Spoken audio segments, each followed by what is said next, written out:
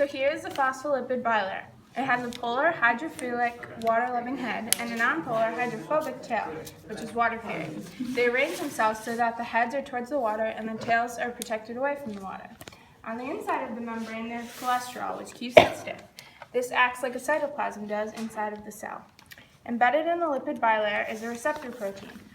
This binds to a specific signal molecule which enables it to respond. There are two ways receptor proteins work.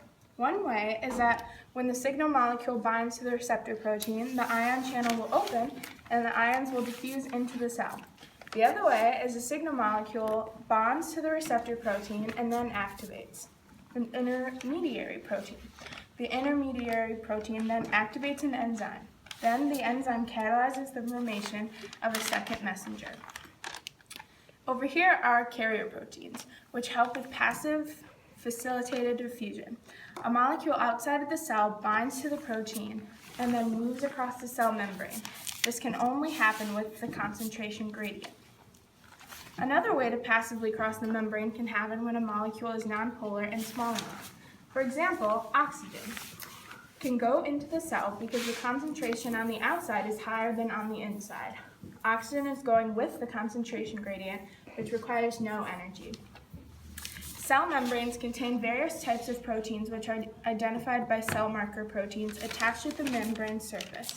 This function is important because different types play different vital roles. Autoimmune diseases are caused by the misidentification of your body's cells, which causes your system to attack the cells. Over here is the sodium-potassium pump. This pump actively transports ions, resulting in a negative charge inside the cell. It works like this. 3 sodium ions inside the cell bind to the pump along with a phosphate group. The phosphate is needed for energy because the ions are going against the concentration gradient, actively transporting. Next, the pump changes shape and releases the 3 sodium molecules outside the cell, and then the 2 potassium ions from outside the cell bind to the pump. The phosphate group is then let go, and the pump changes shape again, letting the 2 potassium ions go.